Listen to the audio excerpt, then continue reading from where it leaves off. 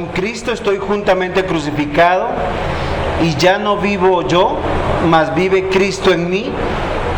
Y lo que ahora vivo en la carne, lo vivo en la fe del Hijo de Dios, el cual me amó y se entregó por mí. No desechó la gracia de Dios, no desecha la gracia de Dios, pues si la ley fuese la justicia, entonces por demás murió Cristo. Nosotros solemos abordar de esta manera siempre la salvación. Para nosotros es muy importante saber que Cristo murió por mí.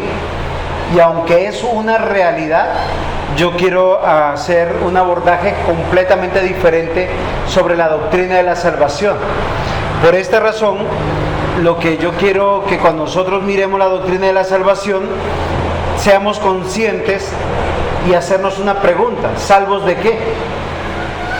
O sea, ¿a qué se refiere cuando nosotros pensamos que debemos ser salvos? ¿Sí alguna vez se han puesto a pensar de esa manera? ¿De qué somos salvos? Sí. Inmediatamente nosotros pensamos en el infierno, pero hermano, cuénteme. Si usted me iba a decir algo. Sí, es que digamos por eso toda la argumentación humanista frente a la realidad de la salvación, porque nosotros estamos pensando en algo que tiene que ver con nosotros. Entonces las personas que andan en el mundo del común denominador se ven al espejo y ven buenos padres, buenos hijos, buenos vecinos, buenos trabajadores. Aún el ladrón dice: Señor, guárdame que no me coja la policía. Él tiene fe. ¿Sí? El sicario ora porque la bala no haga sufrir a la persona que va a matar, porque no nos sentimos o pensamos que la salvación tiene que ver con nosotros, y realmente la doctrina de la salvación no tiene que ver con nosotros, tiene que ver con Dios, con su palabra, con su voluntad y con Cristo. La siguiente diapositiva nos va a hablar de eso. Y nos levantó un poderoso Salvador en la casa de David, su siervo. Si nosotros vemos a Dios en función del ser humano, ¿quién es el importante? No es Dios. O sea, ¿Cristo realmente murió por mí? ¿O por qué murió? ¿Por qué Cristo vino a esta tierra? O sea, ¿cuál es la centralidad de su mensaje?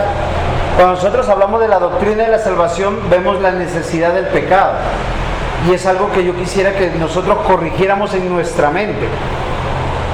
Por eso el culto lo vemos si me agrada o no me agrada.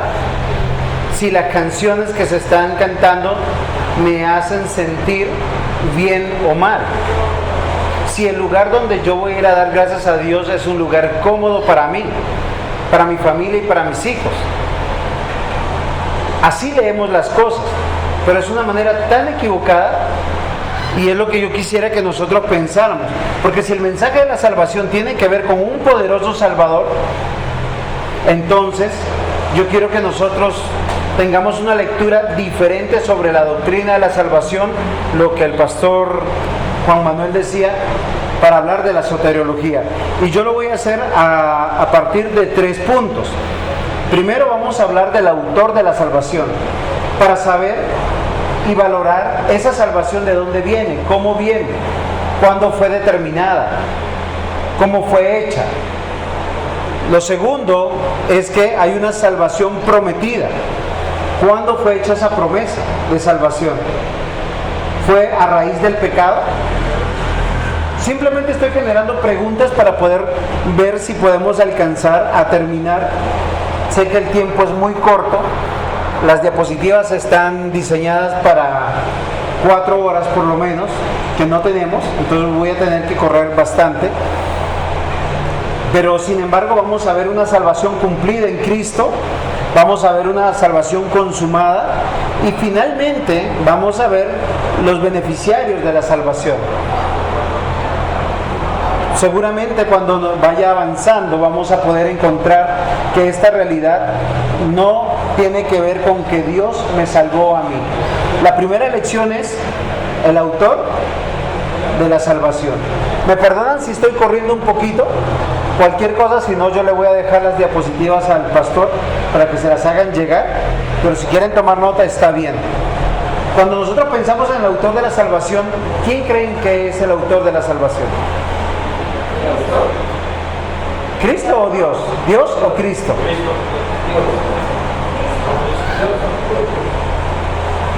Vamos a resolver ese tema para saber quién es el autor de esta salvación, ya que el autor de la salvación simplemente yo lo voy a responder rápidamente porque hay otras partes de las diapositivas que quiero trabajar con ustedes.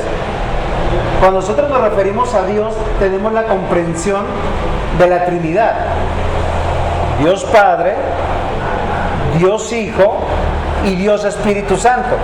Ahí hay unas citas bíblicas que si tuviéramos el tiempo las hubiésemos trabajado. ¿Para qué? Para saber que en la salvación están operando los tres, que no hay una preeminencia del uno sobre el otro, no hay una jerarquía del Padre, del Hijo ni del Espíritu Santo.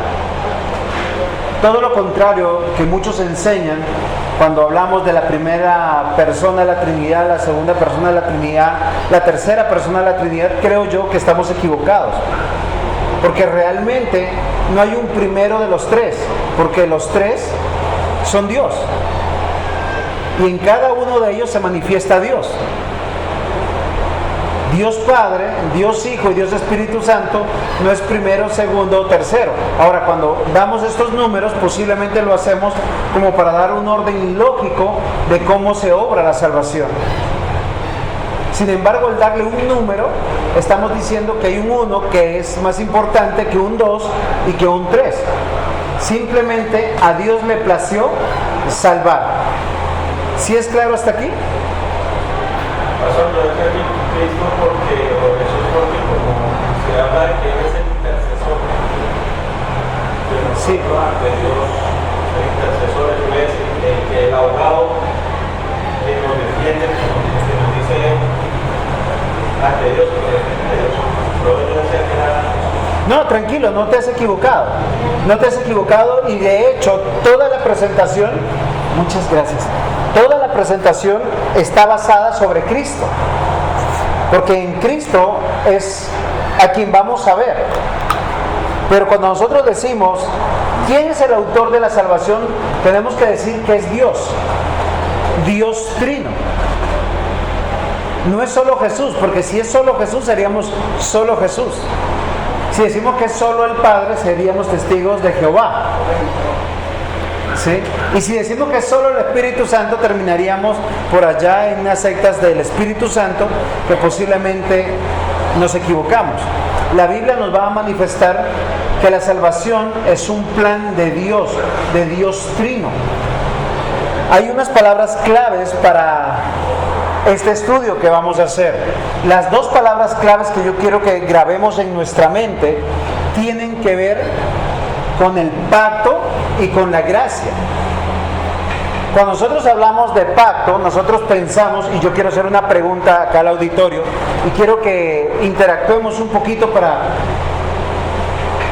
que estemos despiertos. ¿Es un Dios de pacto o de pactos? Bueno, como yo no escucho muy bien por los ventiladores, vamos a levantar la mano. Si es plural, ¿es pactos o es pacto? ¿Plural o singular? Singular, o sea, tenemos dos, o sea, ¿y el resto no vota? ¿Es pacto o pactos? Pacto. Singular, ¿quién levanta la mano? Los que no levanten la mano, entiendo que están hablando por un Dios de pactos. Muy bien, hay 4 personas que nos van diciendo que es un Dios de pacto.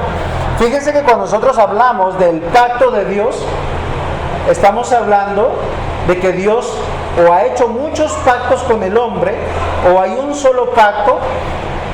Ahora, si son varios, o si es uno, ¿dónde fueron determinados? Lo que pasa es que el pacto de la salvación es uno, pero cuando se hacen varios pactos hay diferentes personas en la Biblia, por ejemplo, se lo dijo a Abraham, se lo dijo a David, se lo dijo, entonces, depende de qué pacto estamos hablando, si es Mira, O sea, es un Dios de muchos pactos. no. El pacto de la salvación es solo uno. No, pero la Biblia ¿qué dice? ¿Que es un Dios de pacto o de pactos? La Biblia dice que solamente es un Dios de pacto. Nunca encontrarán en toda la Biblia que habla de un Dios de pactos. ¿Saben por qué? Porque es uno y el mismo el pacto que se va a ir repitiendo. De hecho, el Señor Jesús en Mateo 26, 27 dice, tomando la copa y habiendo dado gracias, les dio diciendo, bebed de ella todos, porque esto es mi sangre del nuevo pacto, porque por muchos es derramada para remisión de los pecados. Y uno dice, en el Antiguo Testamento hay un pacto viejo que ya no se usa, y este es un nuevo pacto. Yo creo que ustedes estudiaron ya la doctrina del pacto hace poco, ¿o no? ¿O ustedes no han estudiado todavía la doctrina del pacto? Muy bien, entonces eso está mucho mejor. La Biblia nos va a hablar de un solo pacto eterno de redención que está dentro del decreto de Dios. Muchos de nosotros a veces pensamos que Dios tiene muchos decretos. No, hay un solo decreto eterno. Y dentro del decreto eterno hay un solo pacto. No hay muchos pactos. Claro, en la Biblia hay manifiestos muchos pactos. ¿Por qué? Porque uno es hecho con Adán. Luego tenemos otro que es muy claro con Noé. De ahí tenemos que saltar hasta Abraham. De Abraham a Moisés. De Moisés a David. Y de David con Cristo. Pero si nosotros vamos a evaluar este pacto, nos vamos a dar cuenta que es un pacto que está enmarcado en lo que Génesis capítulo 1, 28 al 30 va a hablar. Porque hay una promesa de un Dios. Entonces estamos viendo la primera clave de la doctrina de la salvación, que Dios es un Dios de pacto. O sea, todo lo que va a hacer no responde al azar. O sea, no es a causa del hombre, no es a causa de Satanás, no es a causa de lo que pasó en el Edén, es a causa de que Dios determinó todas las cosas. ¿Qué pasaría si Dios no hubiese determinado todas las cosas? Que Dios no está en control, que Dios no es soberano, que no es todopoderoso, que no lo sabe todo.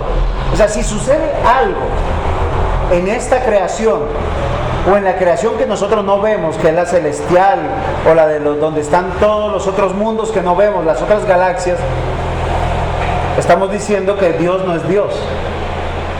O sea, todo está decretado, todo está bajo el control de nuestro Dios.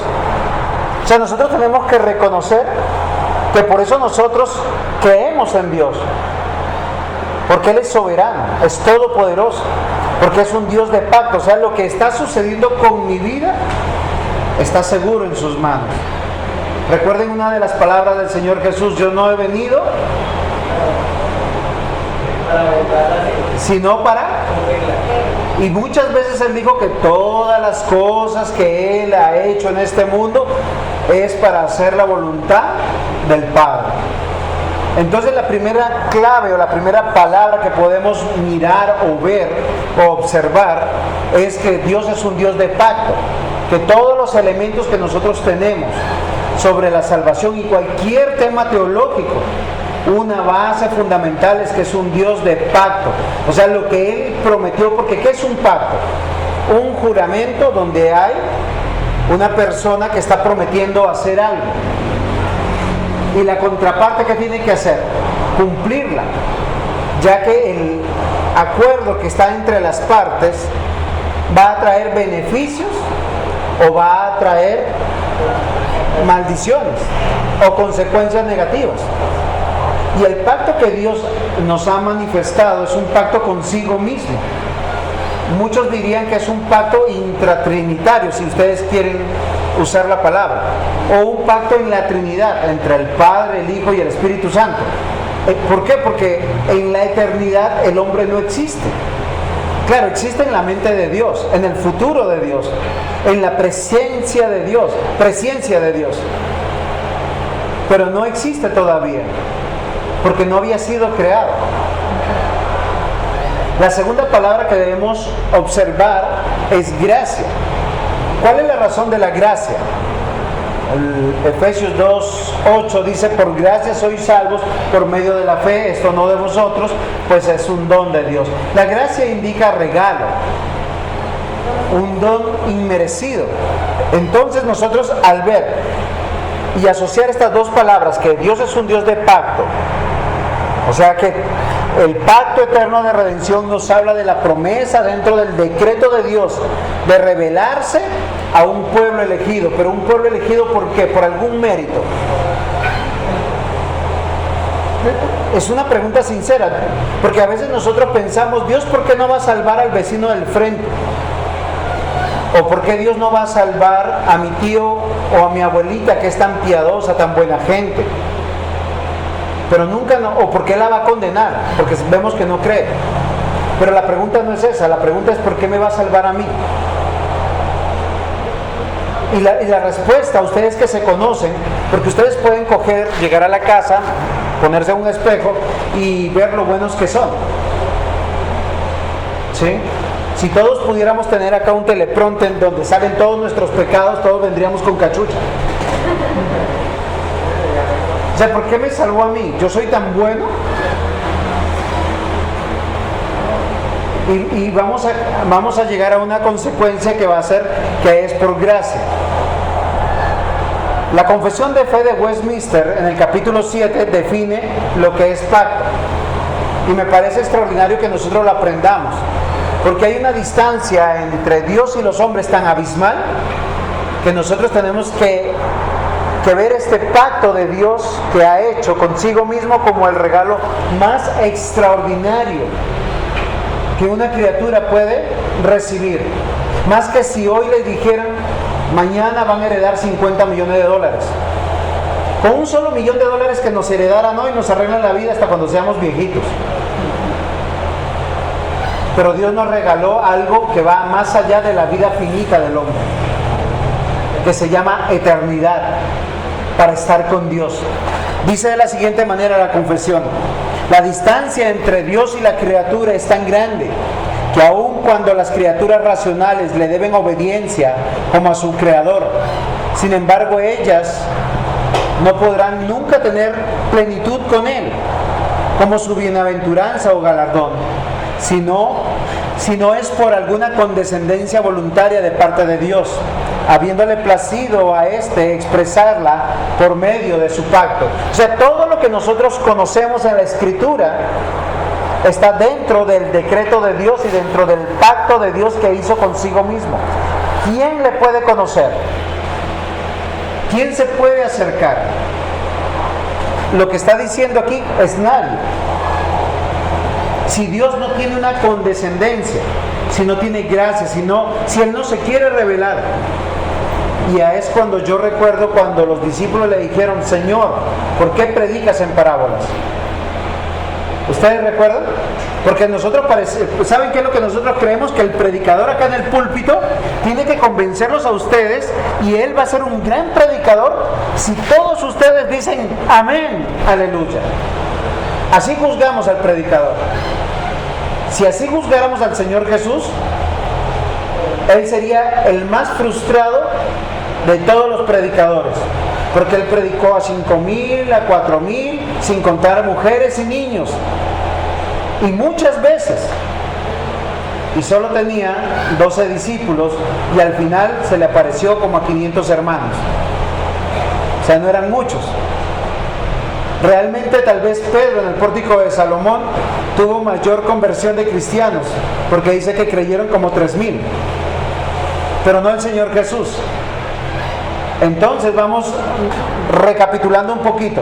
Cuando hablamos de la soteriología o de la doctrina de salvación, no tiene que ver conmigo, no tiene que ver con el beneficio que yo recibo, sino tiene que ver con Dios y el autor de la salvación, porque Él es un Dios de pacto, un Dios que decretó todas las cosas antes de la fundación del mundo.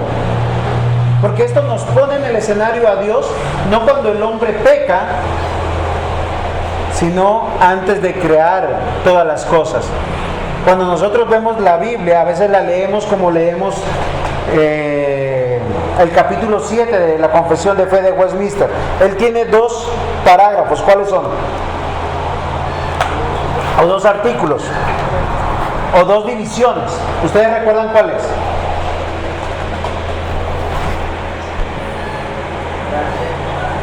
Pastor Juan Manuel, ¿cuáles son las divisiones? Primero de Dios, de las Escrituras. En el capítulo 7 solo tiene dos divisiones.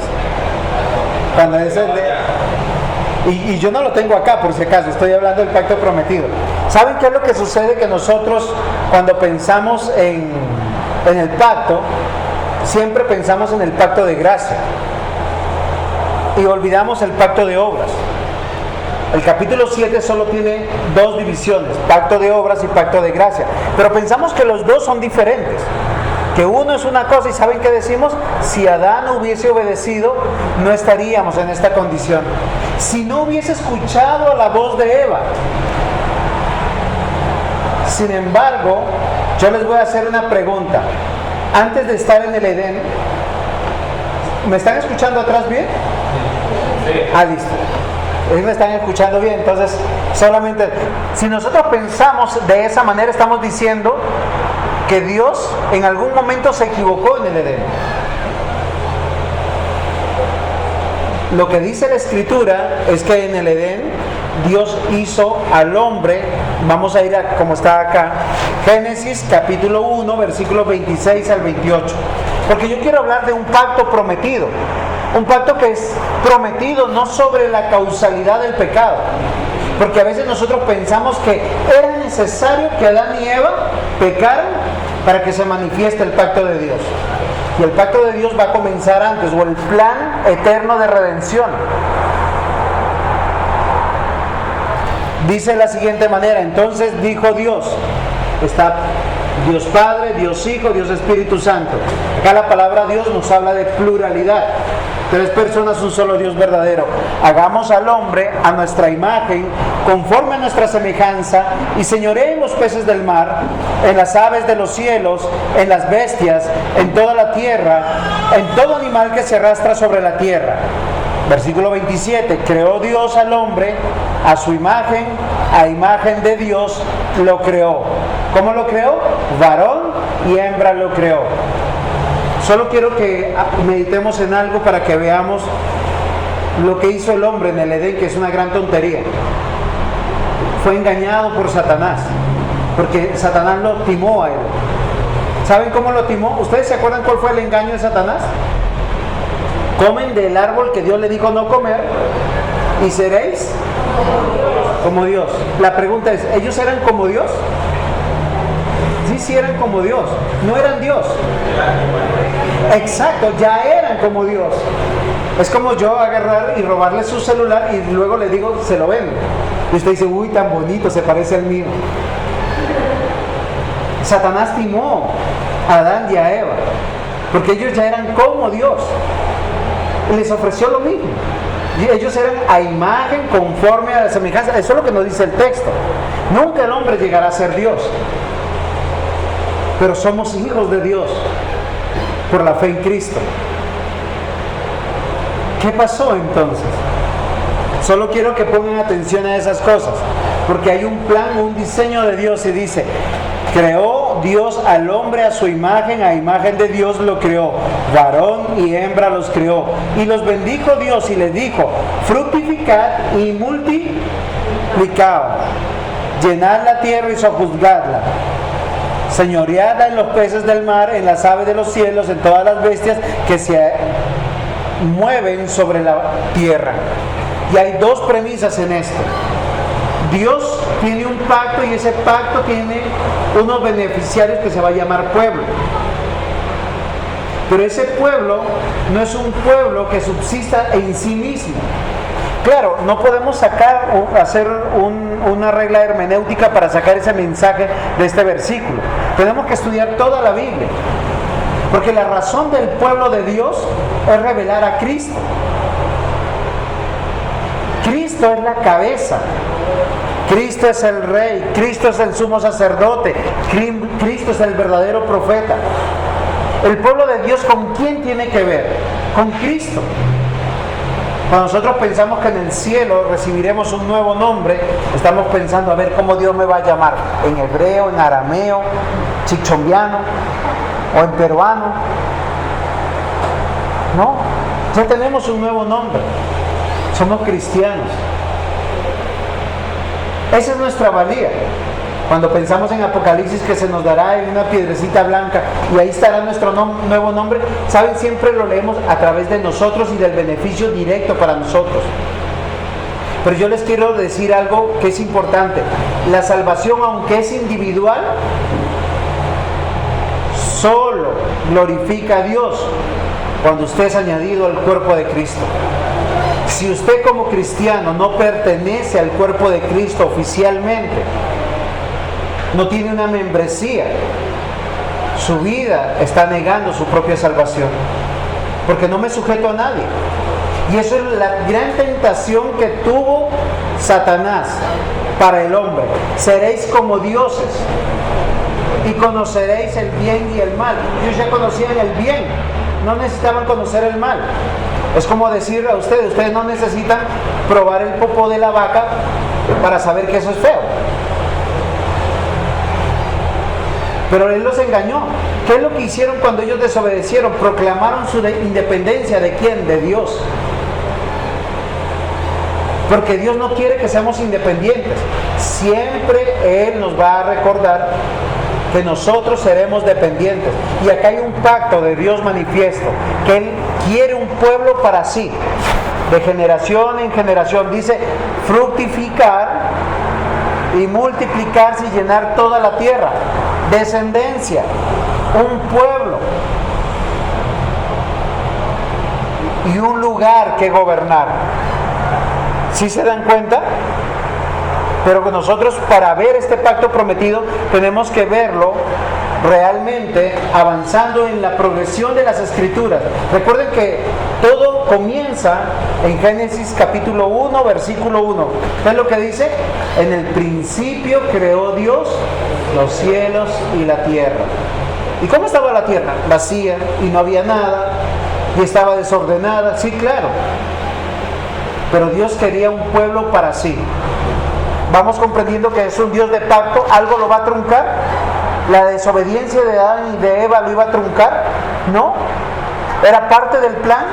Ahora, yo no estoy diciendo que eso está determinado, que el hombre pecara y el hombre pecó porque Dios puso en su corazón que pecara. Yo no estoy diciendo eso. Lo que estoy diciendo es que todo está bajo el control de Dios. La Biblia no nos manifiesta cómo el hombre cayó en pecado habiendo sido creado bueno en gran manera. No dice perfecto, aunque uno entiende perfecto con relación a la criatura, porque Dios le dio todo lo que era necesario para que sea bueno en gran manera. Entonces nosotros estamos viendo ahora que este pueblo va a revelar tres grandes oficios que solo Cristo los va a cumplir. La revelación del verdadero rey, porque va a ser la manifestación de su autoridad. La revelación del sacerdote o del sacerdocio de Cristo, que tiene que ver con el carácter santo, puro, inmaculado de Dios. Y la revelación del profeta o de su mensaje, que es un mensaje pactual, lleno de gracia. Entonces fíjense que eso no lo puede hacer un hombre. Por eso la salvación no tiene que ver conmigo, tiene que ver con una iglesia. Muchos de nosotros pensamos, yo salvo siempre salvo, sí, pero el salvo siempre salvo pertenece a un cuerpo, pertenece a un edificio.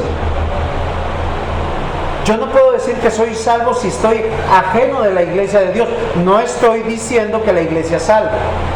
Estoy diciendo que la salvación es de un pueblo. ¿Sí me estoy haciendo comprender? Yo no puedo decir que soy salvo simplemente porque creí en Cristo y me quedo en la casa.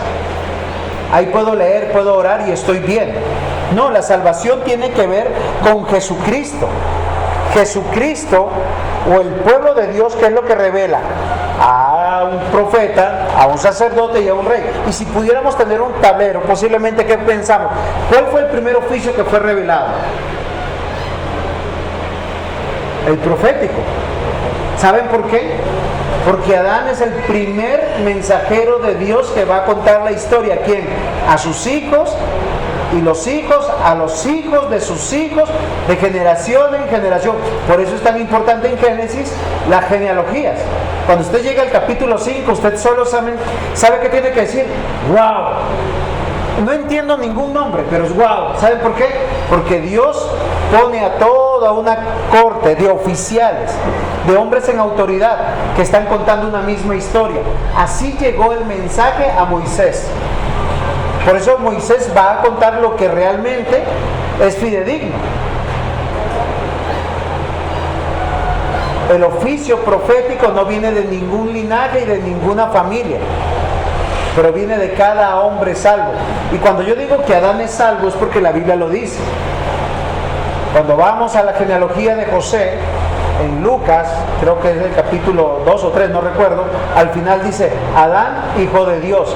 Y no está diciendo hijo de Dios por criatura de Dios, sino está hablando de una genealogía que va a guardar el pacto eterno de redención en la familia. El plan de la salvación no se le ocurrió a Dios cuando el hombre pecó en el Edén y dijo, ¿qué voy a hacer? Se me perdió Adán y Eva. No hubo un consejo de seguridad inmediato. Todo ya estaba determinado. Todo ya estaba planeado. Todo está bajo el control de nuestro Dios. A Dios le plació revelarse. Para eso creó las criaturas. En unas va a derramar su misericordia, su condescendencia. Su pueblo. Un pueblo que eligió. ¿Ustedes saben dónde están los nombres de los elegidos? ¿Y ese libro de la vida dónde se escribió? Exacto, antes de la creación. Ahora, Dios está borrando cada vez que pecas y cada vez que te arrepientes te vuelve a apuntar. Es un libro de la vida que dice que está sellado. Apocalipsis dice que Cristo es el único digno de poder abrir ese libro para contarnos. O sea, el plan de la salvación es reunir, y más adelante vamos a ver que esa es parte del plan de Dios, a todos los salvos. Pero el pueblo de Dios no tiene una importancia en sí mismo, tiene una importancia en que manifiesta a Cristo. En el Antiguo Testamento, a lo largo de la historia, nos va a mostrar el oficio profético con el primer profeta, que es Adán. Él va a hacer las veces de sacerdote, pero él ni siquiera sabía que era eso, porque es el que va a hacer los sacrificios. Pero recuerden que en Génesis capítulo 3, versículo 21, el Señor Jesús los va a vestir con pieles de animales. Nosotros, ¿qué animal será? ¿Saben qué decimos? Cordero. ¿Por qué? Porque el Cordero de Dios que quita el pecado del mundo fue sacrificado no hace 2000 años. Apocalipsis capítulo 13, versículo 8 dice que está sacrificado en la eternidad. Aún antes, y yo les voy a decir por qué, si alcanza. El oficio sacerdotal nos va a mostrar el carácter santo de Dios, el carácter manifiesto del verdadero hombre, aquel que puede ser el único mediador entre Dios y los hombres, entre Dios y la criatura. La confesión de fe de Westminster nos dice que hay una distancia tan abismal que no hay nada que los pueda unir. La condescendencia de Dios, ¿cómo se manifiesta? Porque Cristo se encarnó. ¿Sí me van comprendiendo? Y claro, cuando hablamos del rey, está manifestado en el linaje del rey David, coronado como rey, descendiente de ese rey, pero nos habla de la autoridad de Dios, que Él es Rey de reyes y Señor de señores. Entonces estamos nosotros hablando, y yo ya les expliqué un poquito esta parte. Voy a avanzar rápidamente para hablar del rey. Cuando habla del rey, habla de cabeza de la iglesia. Efesios capítulo 1 nos va a hablar que Él va a reunir a toda la iglesia bajo los pies o el estrado de los pies de Jesucristo. ¿Sí es claro? Sino que quiero avanzar porque tengo muchas diapositivas. Dios decretó todas las cosas antes de la fundación del mundo. Él es Dios soberano y Rey. La palabra de Dios nos va a hablar exactamente de lo que les estoy diciendo. Jehová reina eternamente y para siempre. Jehová es el Rey eternamente y para siempre. Y así sucesivamente. También nos va a hablar del sacerdocio de Cristo como el único mediador entre Dios y los hombres. Nuevamente nuestra confesión de fe de Westminster nos va a hablar claramente de que a Dios le agradó en su propósito eterno escoger y ordenar al Señor Jesús como su unigénito Hijo para que fuese el mediador entre Dios y el hombre, cumpliendo los oficios de sacerdote, de profeta y de rey. Todos los versículos que tienen acá, y me perdonan nuevamente que estoy corriendo. Pastor, me recuerda para yo dejarle la diapositiva si ustedes desean. Y su revelación como profeta. ¿Por qué? Porque lo importante es que a Dios le plació, dice 1 Corintios, llegar a su pueblo, porque nosotros no somos robots, no somos títeres, sino nosotros llegamos con algo que se llama libre albedrío. Libre albedrío que trata la confesión de fe de Westminster.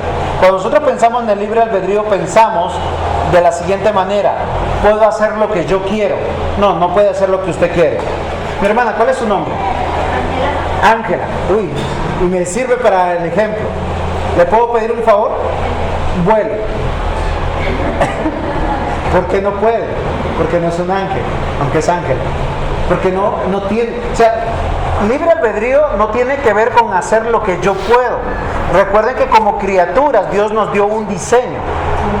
Y bajo ese diseño Dios nos dice qué debemos hacer. Ahora claro, cuando nosotros decimos libre albedrío frente al bien y frente al mal, estamos peor. ¿Saben por qué? Porque nuestro corazón está inclinado al mal. Un ejemplo: ¿qué nos emocionaría más? Venir el domingo a traer nuestros diezmos contaditos, contabilizados, o ir el domingo a recibir un regalo de 5 millones. No me respondan porque ya sé qué van a hacer, porque es lo que yo haría. Pero a Dios le plació por el mensaje de Cristo, del Evangelio, por la locura de la predicación, dice Pablo, traernos a la salvación. Fíjense que el pueblo de Dios, cuando dice que tiene que ser luz y sal, según Mateo capítulo 5, en el Sermón del Monte, nosotros cuando pensamos yo tengo que ser luz, ¿saben qué estamos pensando? En las buenas obras que podemos hacer. Y la Biblia nunca dice eso. ¿Quién es la luz? Dice la Biblia. ¿Por qué pretende ser luz? Lo que está diciendo que cuando su pueblo tiene que ser luz es que Cristo irradie, o el poder de Dios o la obra de Dios en tu vida. Amar, perdonar, sostener, ser santos como yo soy santo, dice el Señor. Nadie puede hacer eso en sus fuerzas. Cuando nosotros somos luz es cuando Cristo está brillando en nosotros y nosotros no estamos haciendo lo que queremos, sino estamos haciendo lo que no queremos. Porque lo que queremos es irnos al mundo, pero Dios no nos deja. ¿Sí me comprenden? Ese es el poder de Dios. Pero también dice, seguidito de ser luz, dice ser sal. Bueno, y todos decimos, es que la sal sazona, la sal preserva, la sal, ¿qué más? ¿Cuáles son las propiedades de la sal? Porque yo sé que ustedes han podido escuchar muchas predicaciones y aplicaciones de eso. Pero yo les voy a dar una noticia. Ninguno de nosotros puede hacer nada de eso. ¿Qué es lo que nos preserva, nos da sabor, nos da gusto, nos conserva? Es la palabra de Dios en nuestra mente, en nuestro corazón, en nuestra boca. Porque ella sí es poderosa para preservarnos, para sazonarnos. Cuando dice vosotros seréis la sal de la tierra, es que nosotros tengamos su palabra, no solamente en nuestra boca, en nuestro corazón, en nuestra mente. Deuteronomio 6 dice, y esta palabra que yo te mando la tendrás y la repetirás a tus hijos. Claro, hoy en día la cosmovisión de la familia es absurda. Queremos buenos cristianos, pero pensamos que primero tienen que tener un colegio bilingüe. Ahora no estoy diciendo que no los manden al colegio, sino que lo primordial primordial para nosotros es que el niño estudie, haga una carrera y sea profesional. No, la Biblia nos pide solo un requisito a los hijos de los creyentes. ¿Saben cuál es? El temor de Dios. Y eso es lo que está comprometido en el mensaje de la salvación. El mundo no comprende, porque para el mundo esto es locura. El estar reunidos pensando en Dios, en la doctrina de la soteriología. ¿Qué será eso? ¿Qué estrella me enseñarán? No, no hay ninguna estrella. Estrellados sí hay muchos. Por eso, su mensaje es el mensaje del pacto eterno de redención, que nosotros lo conocemos como el Evangelio de Dios. Y es algo que no solamente llega a la mente, llega al corazón, y de la abundancia del corazón tiene que hablar la boca. Por eso la salvación no tiene nada que ver con nosotros. Y acá, cuando en este cuadrito vamos a ver, el autor de la salvación es Dios, y a esto yo quería llegar, porque el Padre es el que envía, el que bendice y el que escoge. Efesios capítulo 1, versículos 3 al 10. El Hijo es el que está ejecutándola. Dice, es el que redime, el que perdona, el que reúne, es el que toma nuestro lugar. Fíjense que el pueblo de Dios tiene importancia, porque necesitamos un verdadero profeta, y ese es Cristo. Necesitamos un verdadero sacerdote que intermedie entre la criatura y Dios, que es tan distante, pero solo lo puede hacer Cristo. ¿Sí me comprende? Y necesitamos una verdadera autoridad. Cuando Dios ve al salvo, no lo ve por sus obras ni por sus buenos pensamientos, lo ve a través de su Hijo amado, Cristo. Dice, sin mí nada podéis hacer. Wow. Dice, si el pámpano no está injertado en la vid verdadera, morirá. Entonces, el autor de la salvación es Dios. Dios Padre, Dios Hijo, Dios Espíritu Santo, la Trinidad en acción. Y es cuando nosotros tenemos que comprender que la salvación no depende de ti, no depende de mí, no depende de la iglesia, no depende de la visión de la iglesia. ¿Depende de quién? De Dios. Dios todo lo tiene planeado. Está dentro del decreto eterno de Dios. Eso fue firmado, pactado en la eternidad, antes que tú y yo existiéramos. Como dirían los muchachos, dejó sano a todos. Dios está ejecutando su plan, y uno solo puede decir, wow, gracias a Dios.